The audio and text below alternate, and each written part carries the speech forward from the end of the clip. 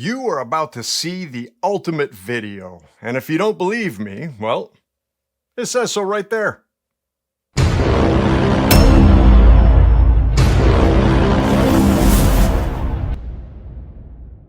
Hey folks, we're back again with another video, and today we're going to be working on a Rockshox Deluxe Ultimate Rear Shock. This is a C1 chassis version of a Deluxe Ultimate, similar to the older A and B chassis, but there are some differences that you need to know about if you're going to fully service this shock.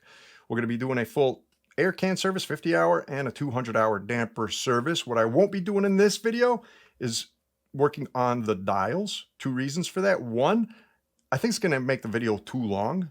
Two, I think that 99% of the people don't really need to work on their dials unless something is significantly wrong with them. Hence why I want to break this out into a separate video and make this video just about servicing the main body of the shock. All right, let me know your guys' thoughts on that.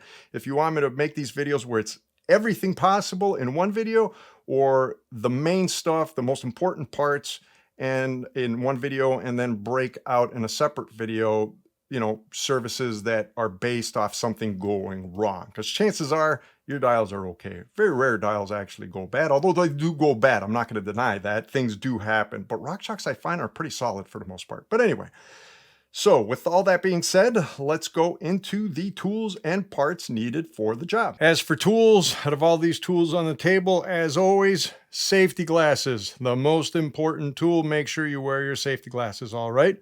So in order of use, first, we're gonna need flat jaws to put the shock in a vise, so you're gonna need a vise, right? Then pen and a paper, so you could write down your air settings and your rebound and compression.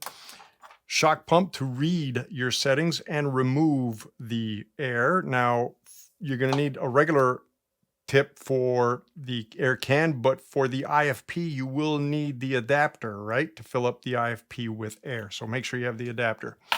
Then we're gonna remove the air can. We might need a tie strap, maybe not, no idea. Usually when I do them, you don't need them. So then from there, we're gonna take out the air can, right? And then we're gonna go straight into the 200-hour service. First, we're gonna need a Schrader valve removal tool, so we could remove the cap and the valve in the IFP, right? Then we're gonna separate, actually this should go here. We're gonna separate the top from the bottom. Actually, no, I was right. We're gonna take out the bleed screw, 2mm Allen to take the bleed screw out, and then we're gonna separate. You have many options over here, 34mm wrench. Don't expect you to have this wrench. You could use an adjustable wrench, plier, but we do need to torque it down at 28 Newton meters. We're gonna need a 34mm crow's foot. Go get crow's feet. You don't need wrenches. Again, this you could unlock and lock, or open and close and torque down, right?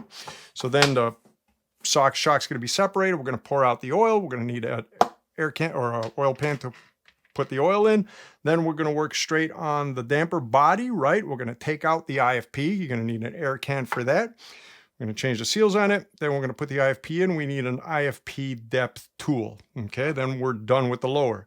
From there, we go to the upper, the piston, right? So first, we're going to need to take out the locking ring.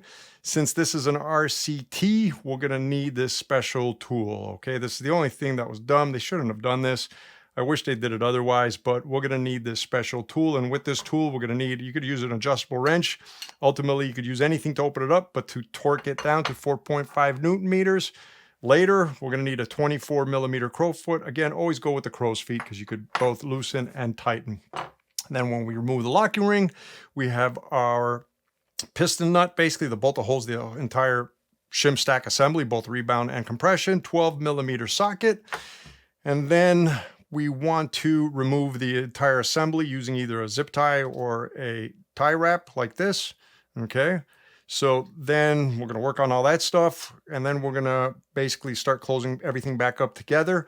But we will need to remove the Delrin ball in the seal head. So you're going to need a 1.5mm Allen with a mallet to tap it out, okay? Or anything that's 1.5 millimeters that's flat to tap out that Delrin ball. So then we're going to basically assemble everything. We're going to put the lower to the upper. The only thing is, when assembling the lower back to the upper, we want to use preferably a plastic soft jaw with a 28.6, anywhere between 28 and 29 millimeter hole will work to hold the body because we want to clamp the IFP in there. You are going to need picks. We are going to need a torque wrench and alcohol and paper towels for this job. And that's pretty much it. If I forgot anything, I should say, I'll make sure I'll mention it when we go through the process. I'm sure we'll see it. Up next, let's go over the parts and oils needed for the job. As for parts, we will need a 200-hour seal kit, which is part number 00.4318.037.008. Comes with everything that you need, right? Now, it's actually pretty expensive. Try and find this on discount, like one of those 20% discounts, or just look throughout the year and see if you could find one and keep it on hand. Oil.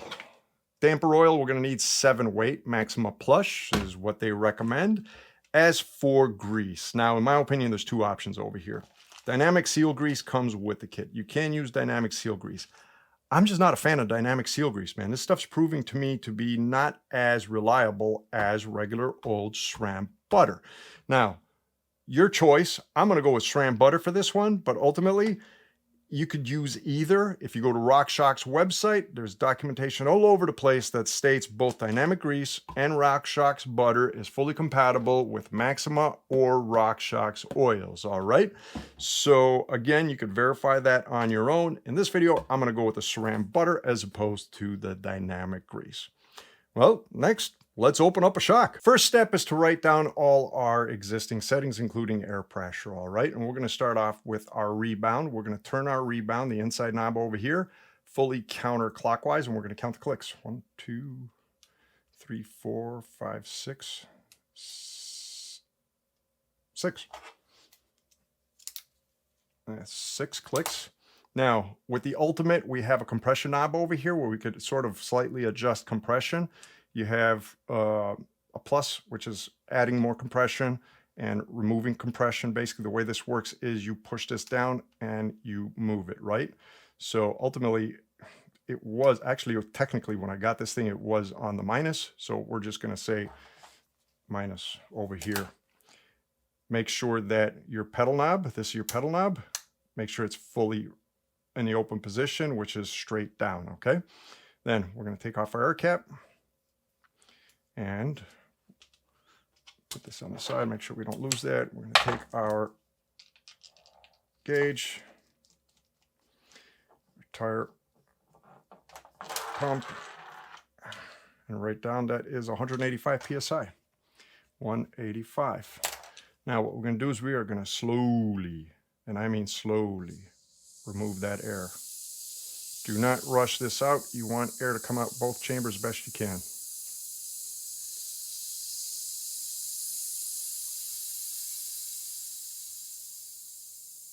All right, nearly there. We're getting there.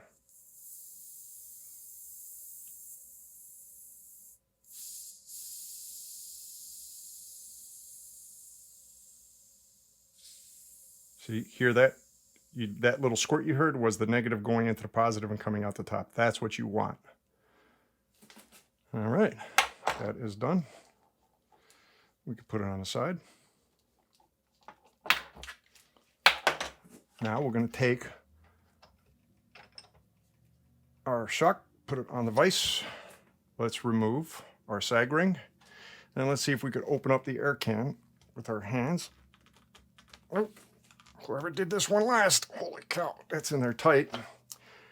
That's where a strap wrench comes in. So basically, take our strap wrench, this side is the grip side, so whichever side you want to open it, you're going to use this side to grip onto to open it. So I want to turn this counterclockwise, lefty-loosey, so I'm putting it in like this. Oops. And, holy cow, there we go. Now we got it. Let's loosen it a bit. Boy, man, this thing's really in there. Well, there's some grit in there. You could hear that.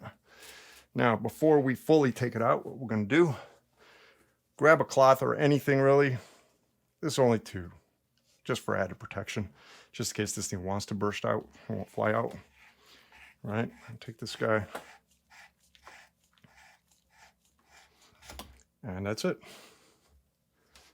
There is some pressure in there. I could definitely feel it, but we are completely open. While we're here, let's take out our countermeasure and move on to the next step. Next, we are going to clean all the grease so we don't make a mess on ourselves and everywhere. Just remove everything you can. Also, we're gonna remove the grease from inside the air can and the oil in there for now.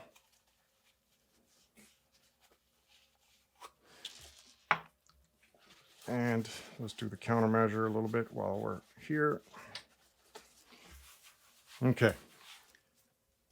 We're gonna do the 50-hour service after the 200-hour service. The reason I like doing that is just in case something happens. I don't want to take the chance of damaging new seals in any single which way or form. So that's why I always do the 50-hour service after the 200-hour service. All right. Next up, let's open up the damper body. Next, we're going to remove the air from the IFP chamber. To do that, we need to take off a cap first with our Schrader valve removal tool. All right, so we're going to take this guy, just unscrew, take off the cap. There's the cap. Do not lose them. Put them on the side. Then we're going to grab a piece of paper towel and any Allen, anything that's flat that will fit to depress the valve, right? So this is a 3.5 millimeter, 3 millimeter, 4 millimeter, whatever Allen. And basically we're just going to let the air out. The reason for the paper towel is so oil mist doesn't fly out and we breathe it in. All right, that's pretty much it right there. And now we're going to take our Schrader valve removal tool again, and we are going to remove the Schrader valve.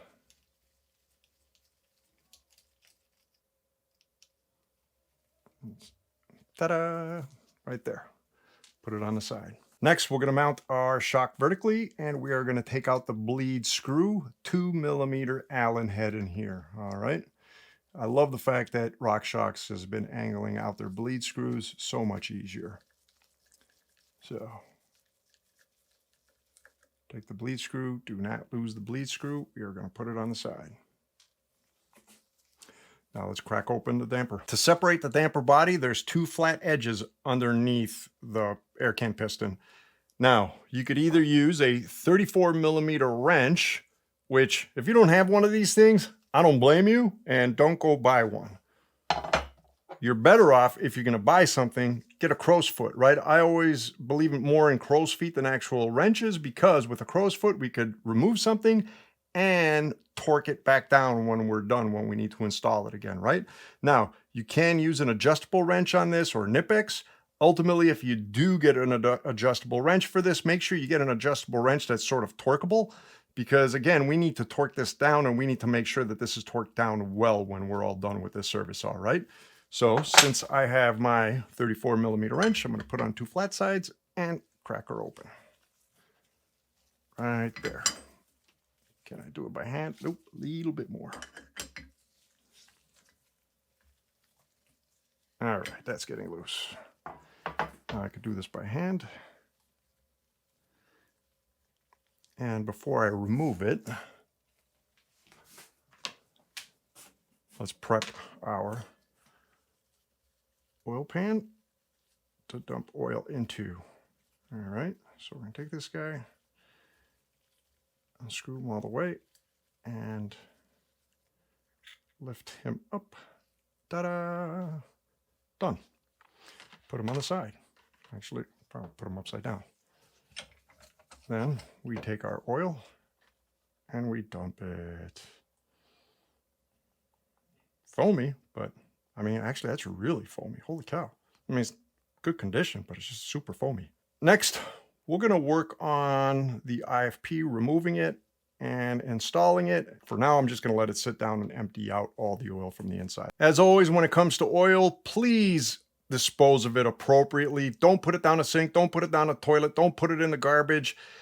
Put it in a bottle that clearly marks don't drink on it, and then give it to your local bike shop. Give it to a local auto shop. They will know how to dispose of this stuff. All right. First, we need to remove the IFP from the inside. Easiest way to do that, air can. We're going to take an air can, put the hose on the inside, and boom, done. Now we clean. All right, let's grab as much as we can off of here for now. And then let's clean the inside.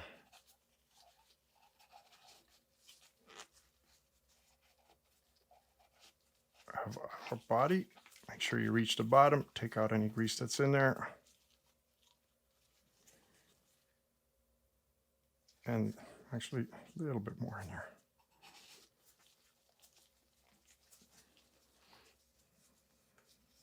Okay. Next, let's change the seal on our IFP. First, we have to get our seals, right? Our O-rings. There's an IFP kit, Deluxe Super Deluxe C1. I opened up the kit, I put everything down. They give us multiple IFP rings, plus a O-ring for the Schrader cap, and a new bleed screw, right? So I'm gonna take that, put it on the side. So I'm gonna grab my IFP. We are gonna take out the O-ring and we're gonna match it. And for this one over here, it is this smaller one. These are bigger ones. We're not gonna need these, right? So that's the old one, that's the new one. And what I'm gonna do quick is just clean the inside of the seat. All right. Then what I'm going to do, put grease on the inside of the seat.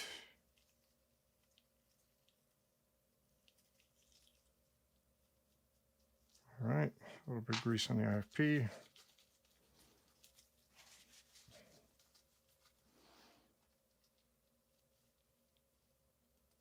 Cool. All right. Now, we cleaned our damper body. We're going to take our finger, we're going to put some grease on it. Not too much. We don't want to kill it over here with grease. We're going to coat the whole inside with grease. All right. Since we're here, we're going to grab our cap. At the end of our cap, there is a little O-ring, small seal. Try and take it out. There we go. And he should match the new one here. So we're going to take the old one, we're going to put it on the side. I have more than enough grease on my fingers. I'll take this guy, we're going to put him on. And that's done. And this is a new bleed screw. We're going to use a new bleed screw. Really, it's not needed. Personally, I don't know why they put it in there, but... And we are ready to assemble our damper body. Next, we're going to put the IFP into the damper body. Now, IFPs need to be set at a certain depth, and it is entirely dependent on the size of your shock. So you need to know the size of the shock that you're working on. This is a trunnion mount 185 millimeter shock, 185 by 50. And if you look at this chart over here, it tells us the IFP depths for the different size shocks. This one over here is 66.5 millimeters, all right? So I'm gonna take the IFP, this part that sticks out goes on the inside, all right? And the concave part should be facing you. Now, I'm gonna grab the tool, the IFP depth tool. I'm not gonna try and go to 66 right off the bat. I'm gonna take my thumb, I'm gonna put it on 60 and sink it in. And then I'm going to slowly twist. If you try and force this in, I guarantee you that you're going to overshoot it, right? We're going to slowly twist this in until we get to that 66 mark. Just back and forth, just like that. So 65, go real slow, 66, and a little bit more. There we go, right there. There should be 66 and a half right there. Perfect. Our IFP is set within the damper body. Now we're going to take our Schrader valve. We're going to put that back in. Take our Schrader valve tool, screw it down.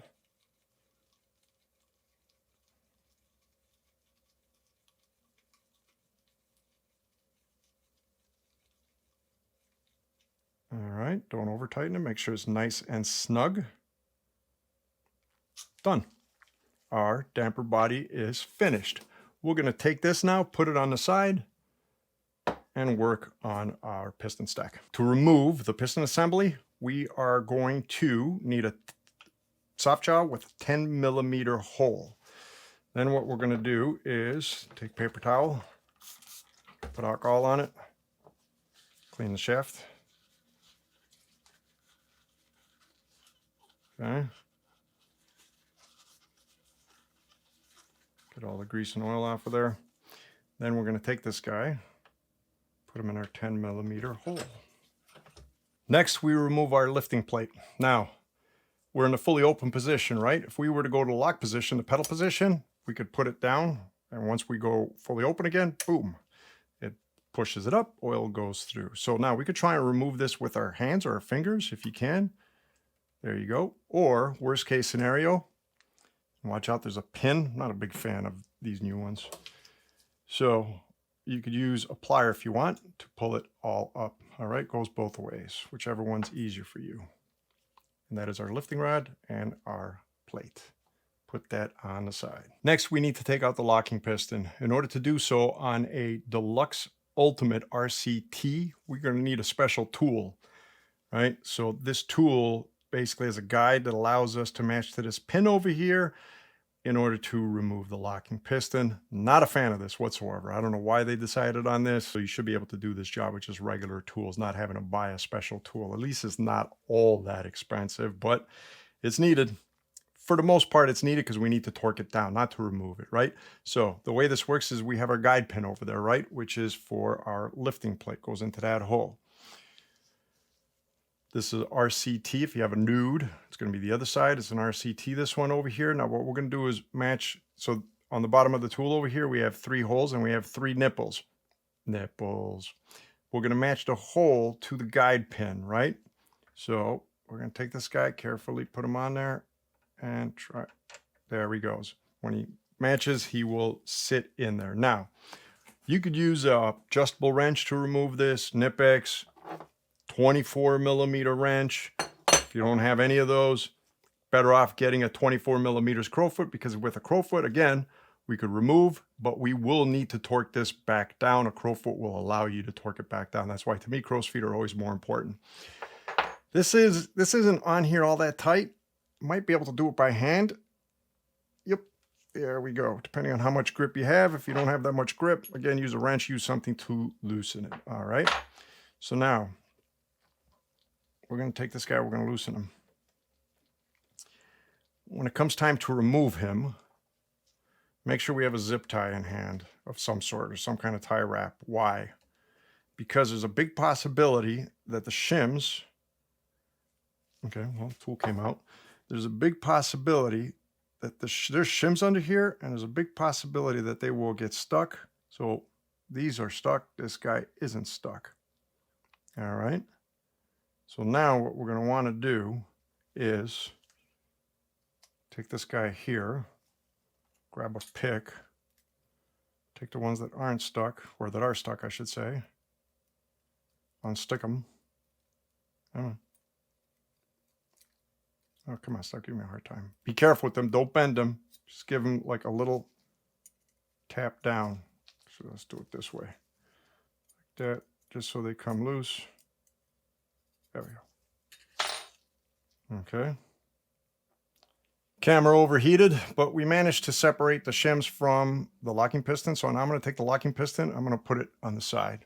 So I have these shims over here. Now I have the remaining shim still in here, right? Now what I'm going to try and do is keep these guys together in order to make sure that we remember the order. Technically, I could leave these guys in here because we have access to the bolt. If I put any one of these 2 guys in here, we will not have access to this bolt in order to separate the piston assembly, right? This isn't complicated, guys. It's actually really simple.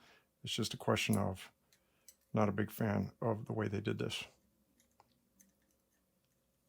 All right, so that's one. And we got one more. Come on. Well, this one seems to be in there pretty good. It's the last one. We could leave it in there. All right. So now, take these 3 shims. We're going to put them on the side, just like that. We still have one more shim in here that's going to give us trouble, but, well, not give us trouble. He's just not wanting to come out. He's stuck in there pretty good. But we can have access to remove the bolt now. And that's the next step. To remove this nut, 12mm socket, what we're going to do is we're going to take our wrench or our ratchet. We're going to loosen it.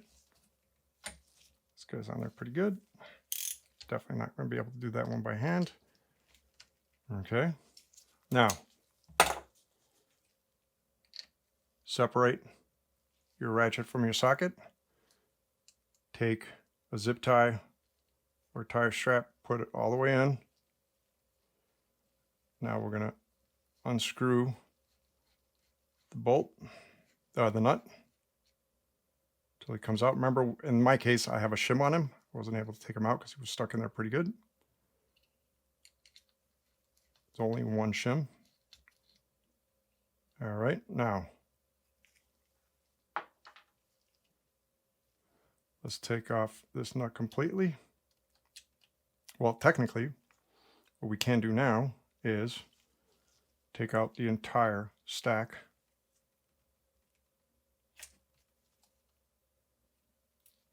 All right, just like that. Now we can separate this guy. We'll put him on the side. Once again, the camera overheated. So like I was saying, we have everything separated.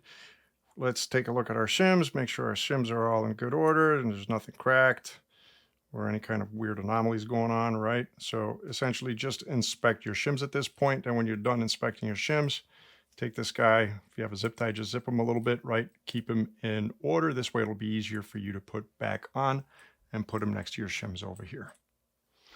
Okay, next let's remove the rest of the top half of the shock. Next, we're going to remove our bottom out bumper. Okay, take him, put him on the side for now. I'm going to replace him. Take out a washer. Take out our travel limiter. This shock has a travel limiter right here. Okay, so a flat part on top. Take out the secondary washer. And there are no tokens on the inside of this one. Next, let's clean and start changing seals for everything. Before we start replacing seals, we need to get all our seals for the damper service, right? There's going to be a kit in there, damper body service, deluxe, super deluxe C1. I lined everything up over here. The one thing you have to pay attention to is this little Delrin ball, which we are going to use in here. We have to remove the one that's in here and replace it with this one here. If you lose this, or let's say you destroy this, these are replaceable. They sell them in packs of, I think, 25. The Monarch kit, I don't know why they just don't rename that kit. The Monarch kit of Delrin balls basically will work in this. It fits, it's the same ball essentially. All right, so just an FYI on that one. If anything happens or if you lose the ball or whatever scenario is, you can get these Delrin balls for the bleed hole, but just be careful with this and leave it inside one of these O-rings for now. So first we're going to start off with changing the O-ring in the eyelet right here at the base, just like all shocks have. Okay, go in there and take them out. That's the old one. This is obviously the replacement. Take the old one out. Let's just go in here, clean our eyelet real well. Okay. Also put my grease over here. Grab our grease, put a little bit of grease on the seal. Come on. There we go. And we're going to take him and put him back in. Make sure you find his right seat. A little bit tricky in there, but he should fit in perfectly, and make sure he's fit in all the way around, because sometimes he looks like he's in, but he's not, like right now. All right, what happens, he'll fold, he'll wave, which is very deceiving. Come on, get in there. 1, 2, 3, and giving me a hard time. Come on. That's it. And we just have this little corner here. Done. Put him all the way around. And he is done. That takes care of that one. We don't have to change anything here. Next, we will go into the piston. We got a O-ring on the outside, on the inside, and one out here on the outside. These are the 50-hour service. We're going to deal with these guys later, all right? First, let's tackle the inside. Let's go in there with a pick and pull this guy out. Make sure it's a blunt pick. There we go. Okay, and we have the one on inside here. Pull him out. Grab a paper towel. Let's clean him good. Okay, try and clean the inside good. All right. Now we're going to find his replacements. Obviously this guy is this guy here. Take the old one, put on the side. And this guy is this guy here. The new one, take the old one, put it on the side. Now we're going to grab some grease. We're going to put on a seat on the inside. Fill it up.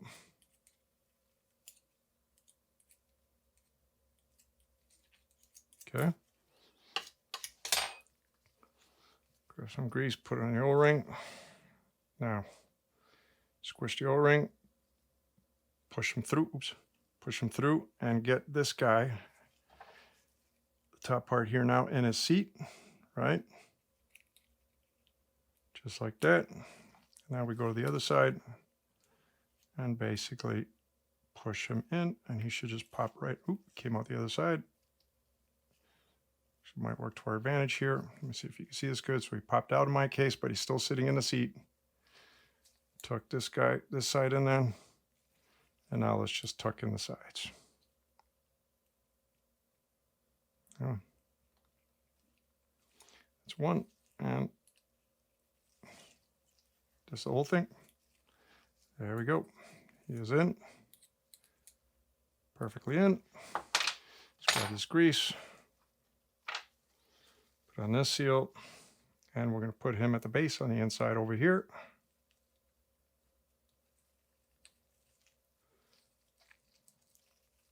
This guy is done. We have nothing here, right, to change. There are no seals on this guy, no seals on this guy. And in this case, there is no seal on this guy in here either. We're good to go. Actually, we had the old bumper. They give us a new bumper. Let's put the new bumper here. Put the old bumper on the side. Before we start assembly, we need to remove the Delrin ball from the inside of the bleed hole. To do that, we need to clamp the flat sides down or the bottom. Ideally, you'd want to clamp the bottom over here. I can't do that with this because of this little lip over here. So ultimately, I'm going to do my best to try and clamp it down like this, hold it in real tight, right? Then we're going to need anything that's like a 1.5 millimeter Allen or anything that's flat about a millimeter, millimeter and a half thick. We're going to put it inside, grab a mallet and tap until he pops out, just like that. And I believe he is out. If he's not out, he's nearly out. You know what? This wasn't deep enough, was it? Let's see if I get the rest of him with this pick.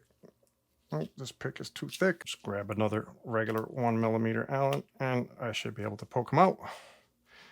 And that's our old Delrin ball, and he is destroyed. So again, these are replaceable. You can buy them. In fact, I highly recommend you go out there and buy a pack of 25 for extras, all right? They don't cost all that much for a pack. Now we're ready to assemble again, right? So we'll grab our washer, a little wipe down, put them inside. We are going to grab our space limiter or travel limiter. Put him, we're going to put our next washer in.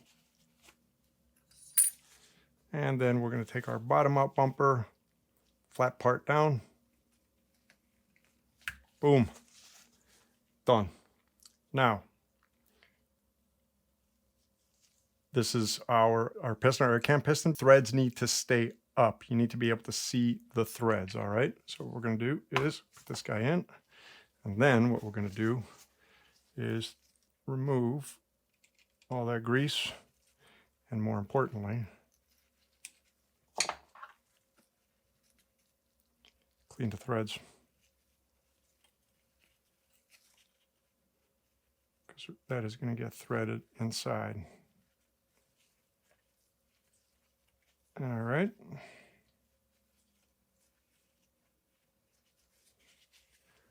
That looks pretty good to me. Just do one more time for good luck.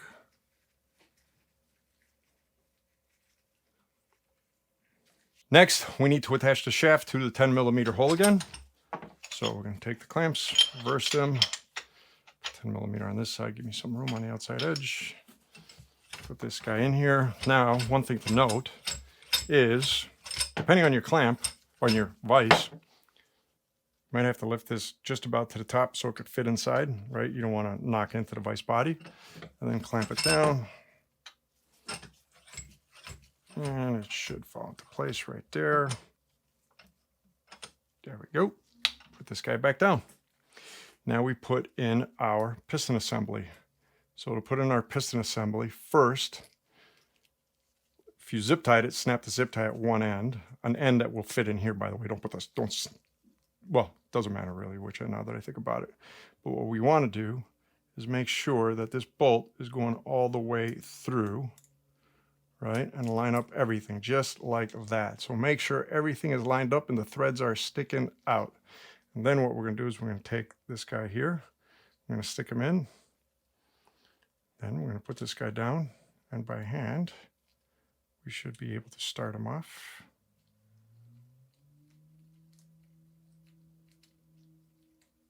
Thread him in there.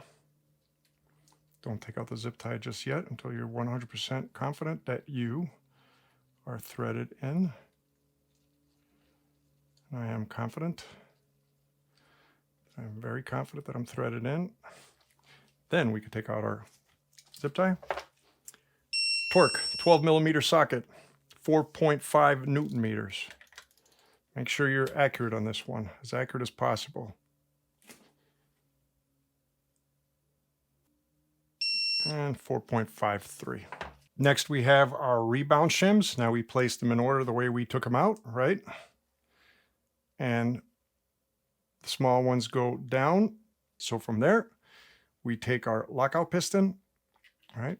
Try and place it in evenly. Use your finger to lightly, don't put too much force on that pin, just lightly turn it around. All right. Lightly turn it around until it goes down. Then we could use our tool, find the pinhole, match it with one of the holes in here, screw by hand, and then we grab our torque wrench with our 24 millimeters crowfoot, take our tool, find a pin, align it, set it in there, 4.5 Newton meters. Make sure everything's aligned and straight, 90-degree angle, make sure your crow's foot's at a 90-degree angle, and 4.52. That takes care of that.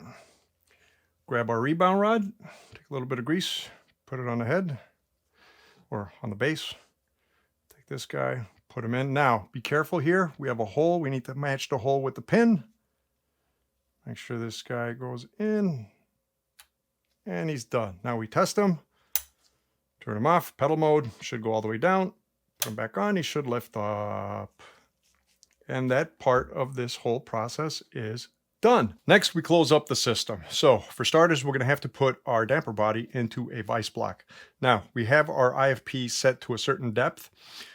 We need a hole that's 28.6 inches, 28 to 29 millimeters, not inches, millimeters, in order to clamp down. And where we want to clamp down is we want to put force all the way around on the IFP so the IFP doesn't shift when we fill it up with oil and close up the system, okay? So what I'm going to do is make sure that my vise is in the middle of it, and then I'm going to give it a good snug, oops, come on, there we go. I'm going to make it nice and snug, right? And then we're going to test it. I'm going to push the IFP, and I cannot push the IFP down, so that's good. If you do push the IFP down, well, you're going to have to reset the IFP, take air, take it out, put it back in, right? With the IFP depth tool.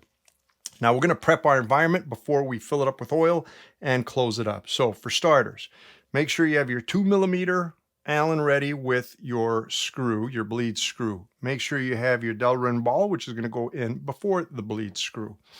You are going to need, actually that's the wrong wrench. This is the right wrench.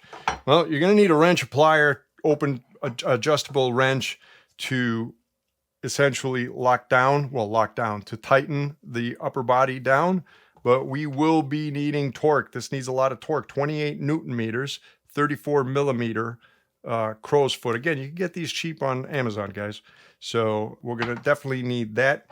And if you have something to tap in order to see if we could get some bubbles out, that would be great. Something soft, right? Nothing hard. Try not to use a metal soft job because, I mean, you don't want to take the chance of scratching your damper body, right? These nylon ones are good. Just make sure it's in there real snug so the IFP doesn't move, okay? So another thing that I'm going to do since I'm here is, let's see if I can, this one might be a little bit too thick. Take a paper towel. That's good. Because oil is going to come out the sides. I put the oil pan underneath just in case we make a mess, right? So 7 weight oil. We're going to take it and we're going to fill it up. This bottle's nearly empty. There we go. Bubbles are coming up. Just tap it. See if we get more bubbles to come up.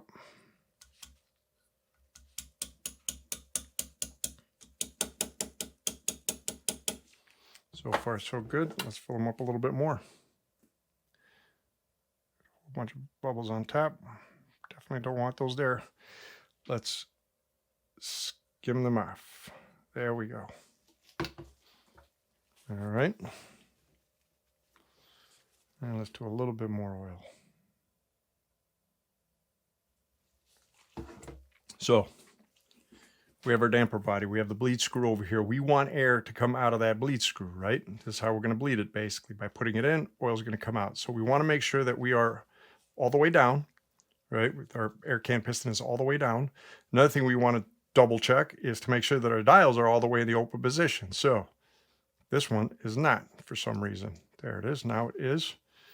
The rebound is in the open position and my pedal is in the open position. So we are good there. Now the whole goal is we're going to take this guy, we're going to roll him in, we're going to tuck him in, and then start screwing clockwise. Clockwise. Okay, the only thing is the camera's pretty close to this guy. Not ideal. Let me see if I can readjust the camera. Readjusted the camera. Hopefully it's a better angle. So again, we're going to take this guy, we're going to put him in and turn him clockwise. We're going to slowly put him in. Don't rush him in. There's no rush for this whole thing, right? Typically what I would do is most shocks fill this up as much as I can with oil in advance. The only thing is with doing it over here, it's sort of pointless because it's all going to spill out the sides. It's all going to fill up in there. And we actually might trap air in between the oil that's above and the oil that's on the bottom. Okay, so we're just going to leave this guy empty for now. So let's close our oil. Make sure we don't make a mess. And we start. So we're going to take this guy, we're going to put him in. Now, don't ever put him in holding the top. We do not want this to sink in. We want this always to be all the way at the bottom, right? We want these two tight together. So what we're going to do is we're going to take him, and we're going to basically roll him in and start turning him, sink him in there. And we should see at one point oil coming out of the actual bleed port. Okay, so take our wrench, or my wrench in this case, and we go all the way around, and slowly but surely he's going to go in, and there goes the oil, and air should be coming out with that. Let's just slowly let it do its job. So a big air bubble, there's another air bubble. All right, another air bubble, more air bubbles.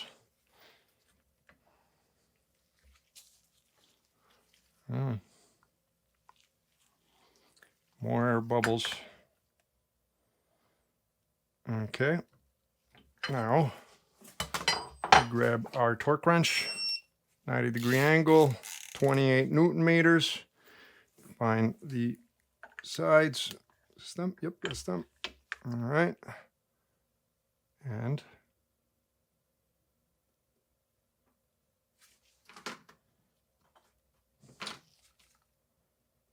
whole thing's spinning. Great. Move this guy out of here. There we go. 28.9. All right.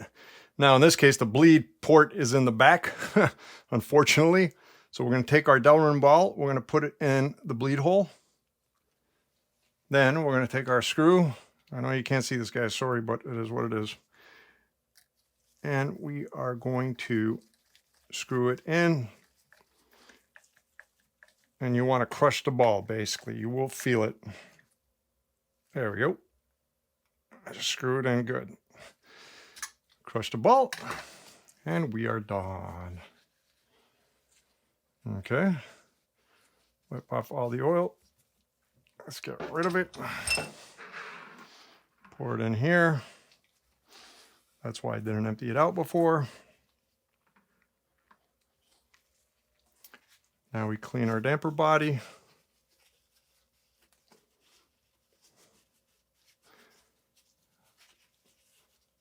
Get rid of all the oil.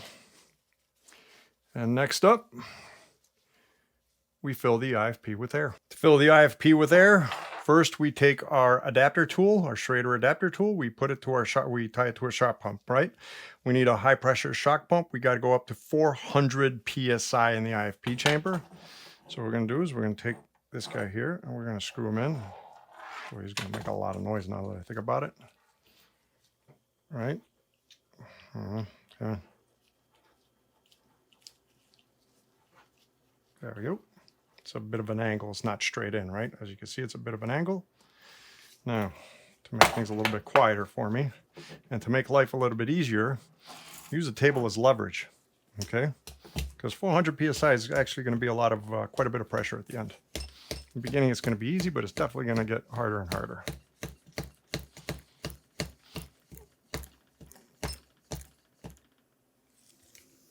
I hear a leak.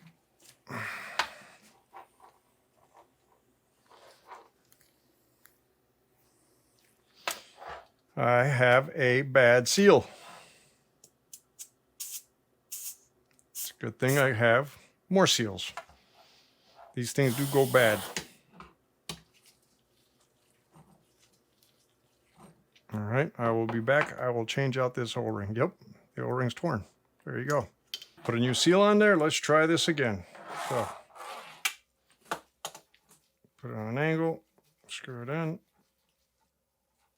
All right, make sure it's all tight. And let's see if it'll work this time.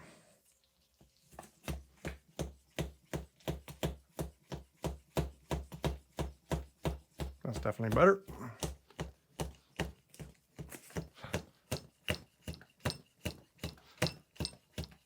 Much better. And where am I? Can't tell. It's hard to tell with this one. Oh, just a tad more. Okay.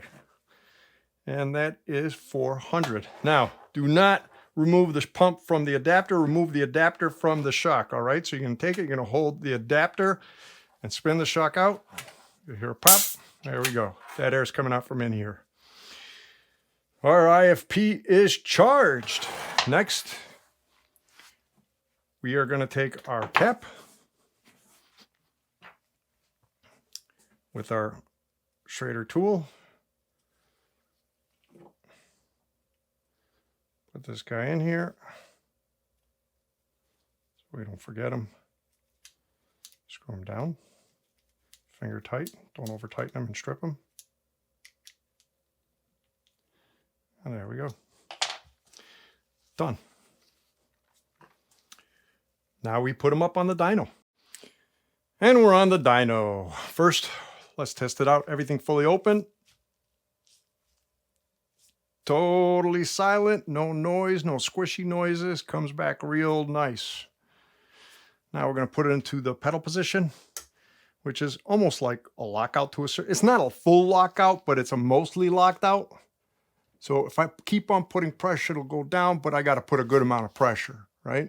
So it's not exactly a full lockout, but for the most part, it works great. Now, let's test our rebound. Horrible rebound button, man. At least there's not that many clicks. All right, let's try this. Wow, that's like molasses. Here we go, let's open it up. Should come up quicker, and the rebound works. Everything is working just fine. This is a little bit higher compression, definitely a little bit stiffer, without a doubt. Let's put this guy back to open, and again, fully open, and we are good. Perfect. we are ready for the 50-hour service. And now we take it home with the 50-hour service. All right, so I opened up the seal kit. This is the air can seal kit. I broke everything out, air can seals and the internal piston seal. And my little pillow pack that came in the package. Make sure you get this one ready. What is that? 10, 15, 20 oil, 15, 30 oil, I forget. I'm going to use SRAM butter as opposed to dynamic grease. I'm a bigger fan of SRAM butter, but if you want, Rockshox says dynamic grease, you could use both in my opinion. And alcohol. All right, so first we're going to start off. We're going to start with the air can. We're going to take out the outer O-ring, toss that on the side. And then we're going to take out the wiper.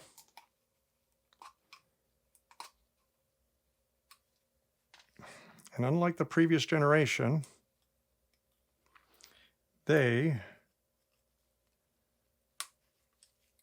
before they used to have, well, a removable seal or a wiper, not a wiper, a removable nylon Teflon ring, split ring.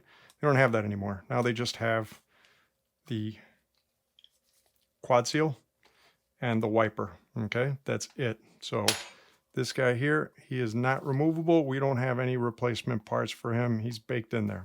Okay, so next what we're going to do is we're going to clean this guy out really good. Put alcohol in him. And stick your finger in there and start wiping.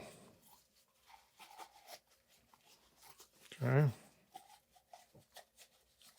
The only problem with these newer ones, cleaning the seat for the quad ring is a little bit more difficult, as you will see,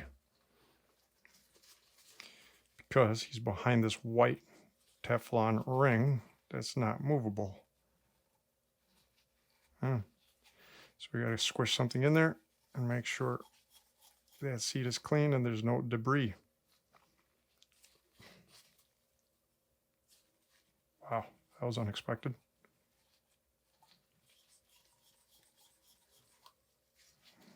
All right, let's clean the seat for the wiper.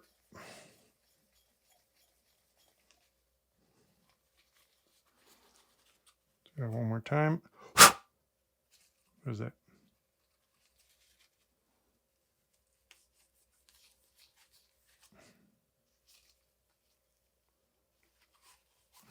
Oh, let's do the inside one last time. Make sure you get in here. It sort of dips down a little bit. Stick your finger in there at the bottom and get the end just to make sure there's no dirt trapped down there. And this guy is clean. Now let's make sure we clean the threads real well. Okay. We're going to take our O-ring. No need to put grease on this guy. He's on the outside. We don't want him collecting any dirt. Then take our wiper, our quad ring, put a little grease on him. We're going to put this in the inner seat. Okay. Nope. Make sure he goes into the inner seat. Come on. Look at this guy. Come on. Now, why are you giving me a hard time? Oh, this way. Like this. Okay. Now, we're going to take him, hold him, and tuck him in. And he flipped on me again.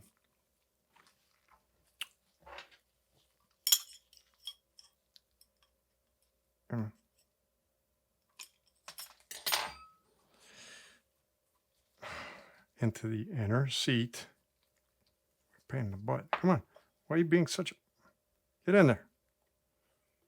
There we go. Okay. So now, put him in just like that, and like that, and like that. Done. Finally. Yay.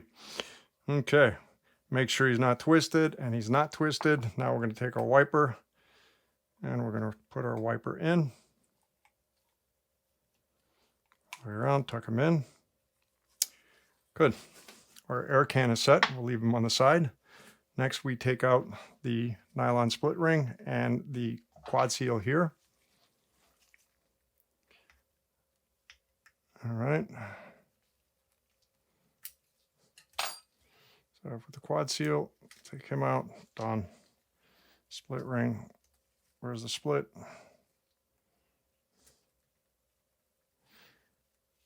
Done. Let's clean them on the inside. So we'll grease in there. Okay. Let's put grease on the split, on the quad seal, quad ring, I should say. Put him on. Make sure he doesn't twist. Make sure he's not twisted. Is he twisted? Nope, he is not twisted. Take a little bit of grease, put him on the split ring. Split ring has to sit together just like that. All right. We don't change this outside one. That's permanent too. I don't know if I'm a big fan of that. But anyway. Okay. Before we close it all up, we grab our countermeasure and we put it in. All right. Just like that. Then we grab our pillow pack, cut off the tip. All right. Toss it aside. And what we're going to do is grab our air can. We're going to put half the pillow pack in our air can. Actually, I'll put some of it up here. All right. Then we're going to take our air can. We're going to put it on. Actually, wipe this all the way around. Make sure our split ring is connected, right? We don't want it stretched apart. Then we're going to take this guy. We're going to put him in. All right. And essentially, let's try and sink him until you hear that air. When you hear that air, you will be able to completely lock him in. But before we do so, what we're going to do is pull him out a little bit and put the rest of this pillow pack in there. All right. And it's done. Then we screw him together. There we go. A little bit slippery. Grab a paper towel. Oh, why is he so stiff? Tell me he didn't cross thread. No way he cross threaded. Something definitely didn't go right.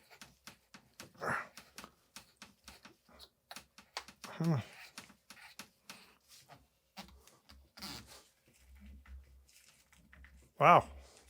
Why is it not going on? Something is definitely amiss. All right. There was actually some dirt in the threads that stopped it. Again, always by hand. Do it by hand.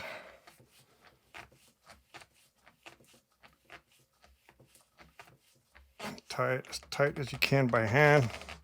Now, if you want, you could lock this guy down and then use a strap wrench and well, you could try and torque it, but I don't torque it. I just do it by hand. All right, just do it as tight as you can by hand. There you go.